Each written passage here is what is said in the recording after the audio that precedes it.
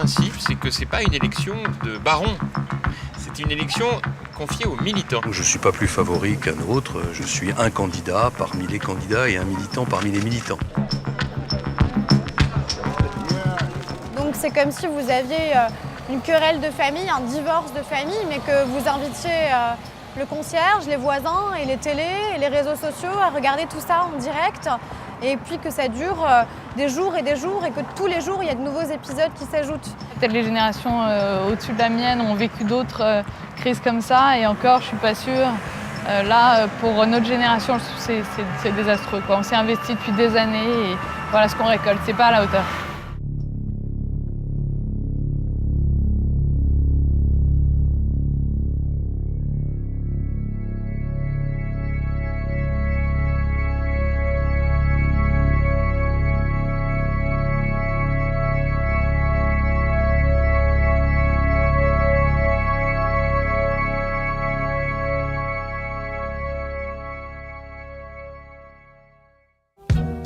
C'est nouveau, à l'UMP, pour la première fois, les militants vont choisir leur chef.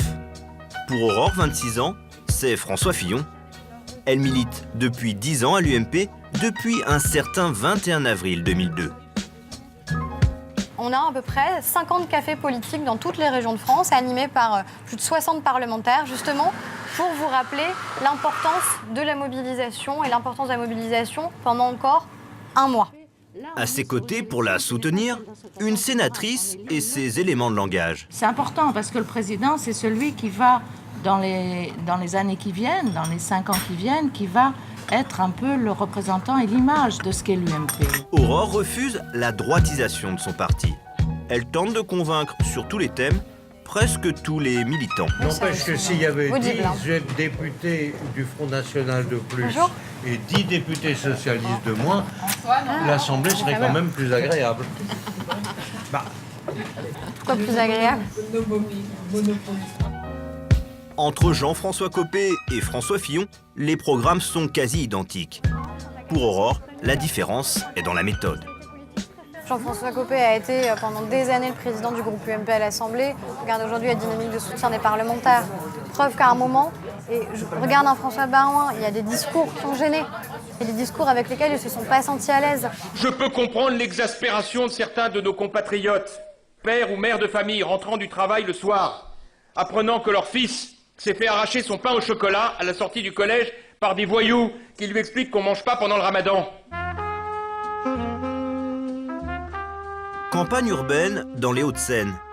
Camille a 28 ans, elle milite depuis ses 20 ans pour Nicolas Sarkozy. Mais aujourd'hui, elle défend jusqu'au bout Jean-François Copé. Pain au chocolat, c'est une anecdote, mais c'est une anecdote qui existe. Et c'est une minorité, mais c'est une minorité d'extrémistes qui existe. Donc à un moment donné, il faut juste en parler. Au programme ce soir, une réunion de politique locale. Camille, enchantée, bougez pas, on s'est vu. Bonsoir madame, on s'est pas vu. C'est aussi l'occasion d'une mise au point sur la campagne interne. Qu'il y ait un électeur sur 5 qui vote Marine Le Pen au premier tour de l'élection présidentielle, ça ne peut pas nous laisser indifférents. Ça ne peut pas nous laisser de marbre. On ne peut pas s'en ficher. Ces électeurs-là, il faut leur parler. Ma pire hantise, ce serait qu'on revienne à une UMP d'antan, une UMP d'avant Nicolas Sarkozy, où finalement on n'osait pas dire les choses. Ça, c'est ce que j'ai aimé chez Nicolas Sarkozy, c'est ce que je retrouve aujourd'hui chez Jean-François Copé. L'obsession de Camille, faire baisser le vote Front National. Co-directeur de campagne, Roger Carucci vient la soutenir. Moi, je connais François Fillon depuis pratiquement 30 ans. C'est pas quelqu'un pour qui la gestion de l'appareil, etc., soit une fascination. C'est l'argument clé de leur campagne, choisir 2014 et pas 2017. Mais certains militants demandent à Camille plus d'explications. Des sorties, des petites phrases, des pains au chocolat, des trucs comme ça, là. C'est blessant. Donc, c'est pas des vrais sujets. Non, c'est une anecdote. Mais ça apporte quoi? Ça apporte quoi? Ça apporte de fait. Regarde, moi dans mon assoce, le nombre de jeunes, c'est pas pour le coup, on n'en est pas au point du racisme. Mais ça répète juste le mal. Il est censé de rassembler les gens. Donc sortir ça, c'est-à-dire monter les uns contre les autres. Là où on n'est pas d'accord sur une chose, c'est qu'il n'est pas censé rassembler les gens, il est censé rassembler l'UMP d'abord. Oui, mais d'accord. Mais l'UMP, c'est qui? Déjà, moi, je suis militant. Oui. Je suis militante, on n'est pas d'accord déjà sur ce sujet-là. C'est la démocratie. C'est la démocratie. Il peut dire que c'est anecdotique, t'as tout à fait le droit de le dire. C'est vrai, c'est une anecdote, sauf que ça révèle un vrai sujet. C'est l'heure du seul débat télévisé, une confrontation très attendue par les deux camps. Au programme, une soirée live tweet pour un match inédit. Alors le compte Fillon ne va pas tweeter, enfin, le François Fillon ne tweete pas, ils vont faire que des retweets toute la soirée. Si vos tweets sont suffisamment longs, mettez Fillon et #DPDA de l'émission pour pareil que ça monte. Comme Aurore, chaque militant, pour participer, doit apporter un ordinateur ou son smartphone. Des conditions qui ont été particulièrement difficiles.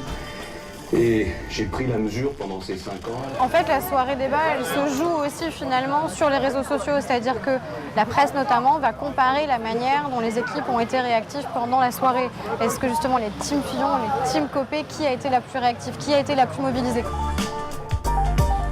Du côté de Camille, le dispositif est quasi identique. Dans cette élection, les messages sur les tablettes ou les smartphones remplacent les tracts. Camille livre avec ses militants une guerre feutrée. Elle veut gagner la bataille des réseaux sociaux. Reste une situation sous haute tension, redoutée par les deux camps. Mais à l'heure du duel, chaque candidat renonce à toute attaque frontale.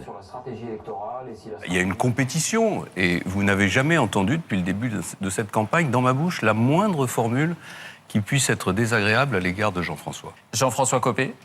Oui, même chose, François a très bien dit les choses. Il y a entre François et moi un respect total. On a effectivement des différences, mais on a surtout beaucoup de points communs et c'est heureux, on est de la même famille. Le moment venu, moi je serai avec celui qui aura le plus de chances de faire gagner notre famille. Si c'est Nicolas Sarkozy, c'est Nicolas Sarkozy. Si c'est Jean-François Copé, eh ben je serai avec Jean-François Copé. Mais si c'est moi, j'espère que Jean-François Copé sera avec moi. Alors, zéro problème là-dessus. Zéro attaque, donc zéro problème. Les visages se détendent dans le camp de François Fillon. Aurore vient de vivre un vrai faux débat de 15 minutes, mais sans surprise, il faut quand même trancher. Jean-François Copé est resté fidèle à la ligne politique qu'il a depuis le début de la campagne. Il parle à une catégorie de militants de l'UMP. Je crois qu'il a l'impression que les militants sont plus à droite qu'ils ne le sont vraiment. Moi, les militants que je rencontre n'attendent pas qu'on ait une droite qui utilise les mêmes mots que ceux que pourrait être le Front National. Soirée plutôt dense, Aurore a tweeté plus de 2 heures sur son téléphone et la soirée n'est pas finie. Surprise, la visite éclair de son candidat. Je veux vraiment que vous soyez à fond, comme disait Nicolas Sarkozy, dont on a beaucoup parlé ce soir.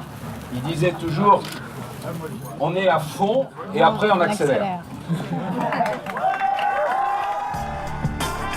Pas de vainqueur, pas de vaincu, et même sur les réseaux sociaux, tout le monde pense avoir gagné. On a eu plus de 2500 tweets avec le hashtag Fillon et 1000 avec le hashtag Copé. Donc on a largement gagné cette petite bataille du hashtag. Moi j'ai vraiment la sensation que ce soir Jean-François Copé a gagné le débat. Ça s'est vu sur tous les SMS, les réseaux sociaux, etc. Et pas seulement auprès des militants.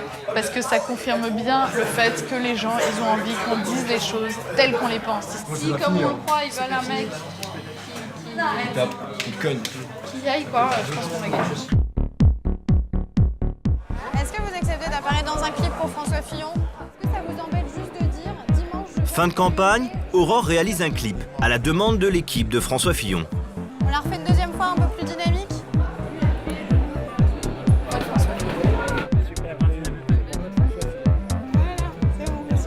Un dernier appel à la mobilisation. Elle attend François Fillon pour son plus gros meeting. Il arrive enfin sur scène, plus offensif, et vise directement son adversaire. Je n'ai aucune leçon de fermeté à recevoir. Je sais ce que c'est que d'affronter l'opinion. Et j'ai reçu plus de coups que ceux qui se présentent en gladiateurs. Aurore et les autres militants relaient en direct son discours avec un seul objectif, mettre en avant la stratégie, la ligne politique de leur candidat. Certains pensent que l'on regagnera la France en prenant tous les virages à droite. Moi, j'ai la conviction qu'on la regagnera par la droite, par le centre et même par la gauche. faut le faire passer là avant le 18. Bien sûr, bien sûr. Bah, il faut faire voter. Ouais, ah Il faut aller chercher les procs, il faut faire voter, il y a que ça. Moins de 48 heures avant le vote, Camille chauffe la salle pour le dernier meeting de Jean-François Copé. Cette campagne pour Jean-François Copé, elle a un point commun avec les deux précédentes. C'est que c'est la campagne des militants, du peuple militant. C'est la campagne, et je voudrais les voir, des drapeaux bleu, blanc, rouge que nous soulevons ce soir avec fierté. Dernier bain de foule pour son candidat et dernières attaques à la tribune. Si vous préférez avoir à la tête de notre mouvement quelqu'un qui fait tous les 6 mois 2 minutes 12 au journal de 20 heures et qui ensuite disparaît, vous n'avez pas tout compris, mais vous sentez que c'est considérable, sauf que vous ne savez plus quoi en faire après parce que vous n'êtes pas capable de la reformuler, je vous le dis, ne votez pas pour moi.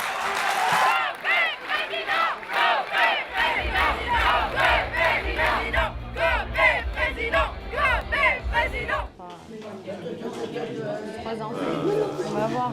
Après, il y aura un creux à l'heure du déjeuner. J'essaie de voir. C'est enfin le jour du vote et l'heure du choix pour près de 300 000 militants. Aurore surveille à Chatou un des 650 bureaux de vote. Vous allez vérifier que vous êtes bien sur la liste d'émargement et puis vous nous donnez les bulletins avec les bonnes enveloppes. D'accord. D'accord. Chaque camp a mis en place ses équipes. Aurore surveille les urnes, les votes, la procédure. Moitié-moitié. Mais très vite, elle veut en savoir plus. L'idée, c'est quand même qu'on arrive à dépasser les 50% de participation, déjà pour montrer que l'UMP est un parti dynamique qui a réussi à rassembler pour l'élection, puis aussi pour Fillon, parce que plus on aura de votants, et mieux ce sera pour nous, a priori. Tu vas bien ? Et toi ? Ça va. Bon, bah, il y a du monde, hein. C'est vrai ? T'es là ? Non, j'y vais maintenant. Tu vas bien ? Les bureaux de vote vont bientôt fermer. Plus d'un militant sur deux a fait le déplacement. Mais ici, la queue s'allonge. Le camp Fillon est excédé. Nous, ici, c'était 1 heure, 1 heure quart, un peu plus d'une heure. Nous avions demandé ici dans cette circonscription 2 bureaux, on nous les avait refusés et les adhérents ont fait la queue pendant des heures. Et là, je vois qu'il y a des bureaux qui sont encore plus engorgés que le nôtre parce qu'il y avait 3 000, 4 000 adhérents inscrits et où les adhérents ne peuvent pas voter. Je n'admets pas que des adhérents de mon mouvement ne puissent pas voter faute d'une organisation suffisante. Un grand merci de votre patience. C'est vraiment pas de mon fait. Et l'engagement que je prends, c'est qu'il y aura 2 copies de bureau la prochaine fois.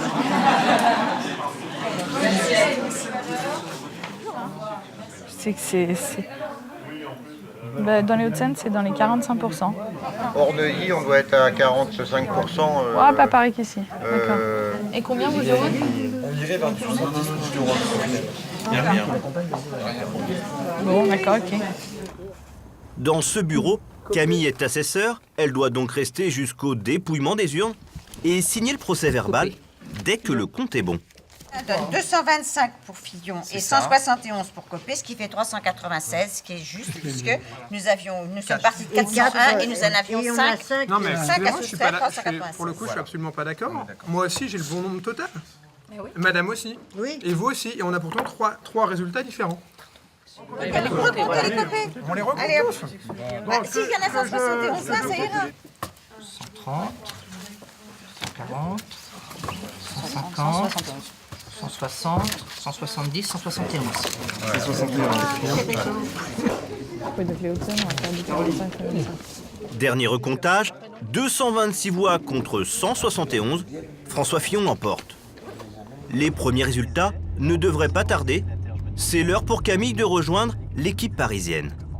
C'est hyper serré, donc voilà, quoi qu'il en soit, on s'est battu, je pense tout le monde énormément, et chez François Fillon et chez Jean-François Copé. Ça va être une belle campagne, hyper serrée, et je pense que là encore, on montre que les sondages avaient rien d'exact. 70 000, mais oui, ça me semble gros qu'on soit déjà à 140 000. Je sais pas. 22h30, c'est le brouillard complet. Aurore sait que le résultat des grosses fédérations peut encore tout changer. 270 FF, Écopée 169. Le premier 100, tu vois, à Versailles, 52-48. Finistère, JFC, 716, François Fillon, 769. On gagne les enfants. Doucement. Pour l'instant, tout le monde dit c'est serré et on attend. Personne ne crie victoire. Je pense qu'on a aussi retenu les leçons de ce qui a pu se passer pour le Parti Socialiste. Donc personne ne criera victoire avant les résultats définitifs qui seront proclamés ce soir. Pourtant, rue de Vaugirard, vers 23h30, le compte est bon pour Jean-François Copé.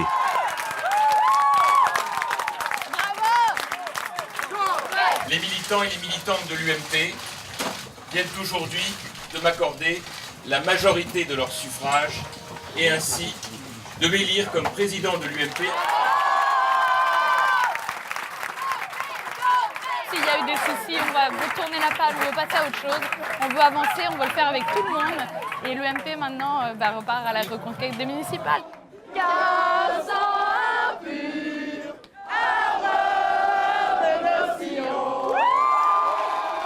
Quelques minutes plus tard, la scène est identique, mais du côté de François Fillon. Nous avons remonté tous les résultats de toutes les fédérations de France métropolitaine, des départements d'outre-mer et des Français de l'étranger. Ces résultats me donnent une courte victoire de 220.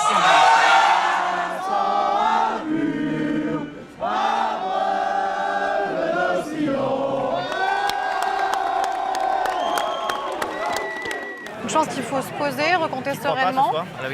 Pour l'instant, je ne crois pas à la victoire de Jean-François Copé ce soir. Quand je vois justement les très bons résultats qu'on a sur les Alpes-Maritimes, les bons résultats qu'on a sur Paris, clairement aujourd'hui, c'est beaucoup plus équilibré que ce que Copé essaie de nous faire croire avec les 1058 voix d'avance que Copé revendique. Trop d'interrogations. Pour en savoir plus, Aurore se rend immédiatement au siège de l'UMP. Elle y retrouve Camille, son adversaire d'un soir, mais avant tout militante dans le même parti. Bon, belle campagne, ça va, écoute. Je peux accoucher maintenant. Ouais, c'est pas fini, attends, c'est pas fini, on verra. Ouais. C'est pas fini. Ah si, c'est fini. Non. Bon, tu te que ça va contester, là, ça, on est parti. Ah ça va contester de tous les côtés, mais nous, on a fait le décompte en comptant les bureaux de vote. Chacune dispose de chiffres contradictoires. Elles n'arrivent pas à s'accorder sur le nom de leur nouveau chef. C'est clair que ça ne sera pas fini ce soir. Nous, on est devant, quoi. On a repris tous les chiffres, voilà. Bon, écoute, on a les mêmes chiffres, nous, donc, à mon avis. Quoi qu'il en soit, Sans la Coco a refusé de valider. Il recompte, mais là, visiblement, les chiffres sont en comptant tous les bureaux de vote problématiques. On a gagné, ça me semble être... On verra demain. Si tu veux. On verra demain, si parce que c'est pas fini. Au milieu de la nuit, toujours aucun résultat officiel.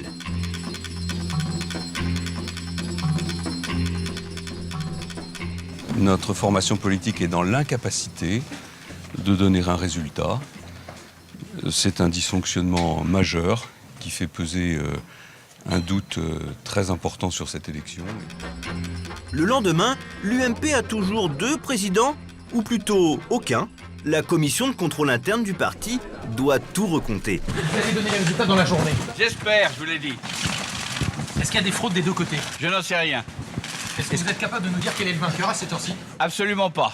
Le ballet médiatique reprend. Les états-majors des deux camps se contredisent. Jean-François Copé, d'après les informations que j'ai, il serait en tête. Nous avons aujourd'hui près de 400 voix d'avance. Jean-François Copé a gagné. François Fillon dispose de plusieurs centaines de voix d'avance. Après l'interminable journée du vote, Camille ne peut pas revenir pour des raisons de santé. Aurore est de retour au siège de l'UMP pour comprendre. Il est temps de trancher, il est urgent que ça finisse, c'est urgent que l'UMP nous dise qui a été élu, après, qu'il nous fasse remonter les PV, qu'il nous fasse remonter les procès-verbaux, qu'ils nous disent clairement qui a recueilli le plus de voix. Et si demain ou ce soir, on voit qu'il y a encore des cas litigieux, il y a une commission des recours devant laquelle les candidats pourront se porter. Et ce qui est ahurissant, c'est qu'on est quand même le premier parti de France et que 24 heures après la fin du scrutin, on n'est toujours pas le nombre de voix qui se sont portées sur les deux candidats, les deux seuls candidats. Mais le décompte est interminable, le même scénario se répète, des fraudes sont dénoncées dans chaque camp. La commission finit par trancher. Alors, je vais vous donner maintenant les résultats. Il y a eu 176 608 votants, 174 678 exprimés, ont obtenu Jean-François Copé 87 388 voix, soit 50,03%. Et François Fillon, 87 290 voix, 49,97%. Nous avons décidé à l'unanimité de la commission de ne modifier les résultats et d'indiquer que j'ai été élu à la majorité absolue des suffrages exprimés par les militants et les militantes de l'UMP à la présidence de l'UMP, avec à mes côtés Luc Châtel et Michel Tabarot.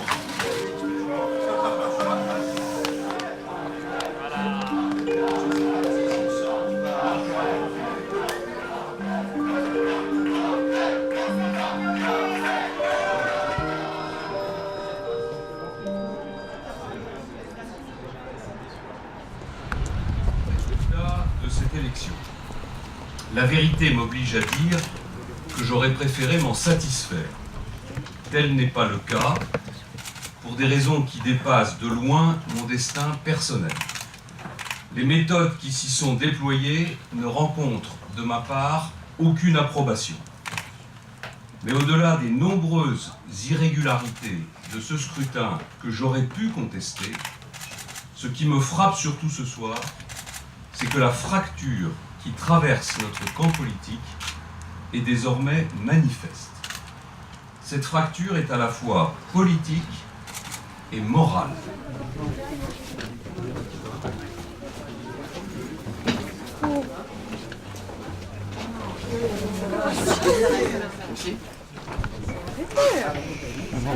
Vous arrêtez là, c'est indécent, vous sortez.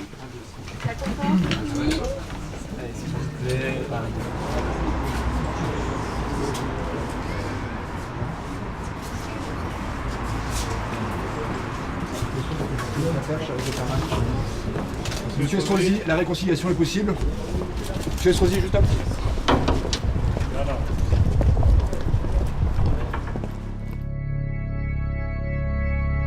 2 jours plus tard, les résultats sont contestés par l'équipe de François Fillon. Bureau de vote oublié, accusation de fraude réciproque, mauvais perdant, mafia, c'est le grand déballage, la bataille des égos, le cauchemar continue. L'exercice de démocratie est un échec, les grands perdants sont les militants.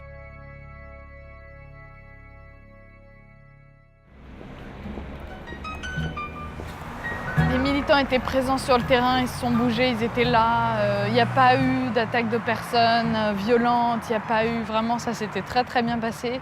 Donc jusqu'au dimanche, super. Voilà, gâchis depuis, un grand gâchis.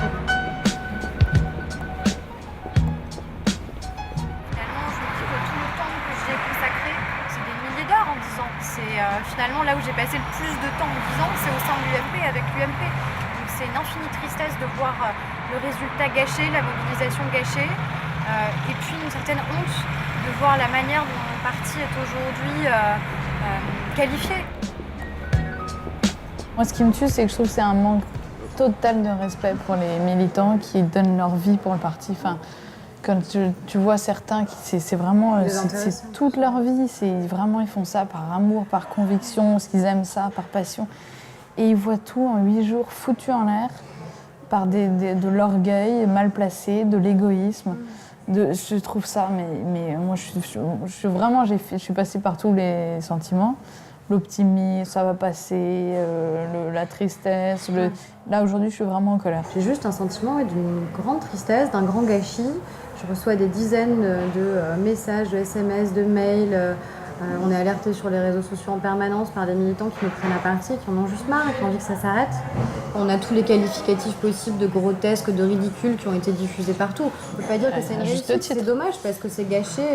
C'est juste du gâchis parce qu'on a 175 000 personnes qui se sont déplacées, qui ont cru dans l'un et l'autre des candidats, peu importe au final d'ailleurs, c'est même plus le sujet de Fillon, de Copé ou d'un autre candidat, c'est juste qu'on a des militants qui sont déçus. J'espère vraiment que ça va se tasser très vite et puis qu'on va partir, mais moi je pense que c'est le contraste entre cette espèce d'optimisme que j'avais encore la veille du scrutin et même le jour même.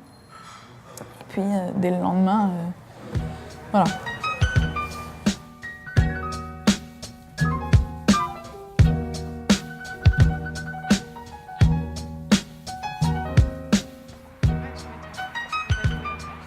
Camille et Aurore se concentrent désormais sur les élections municipales de 2014.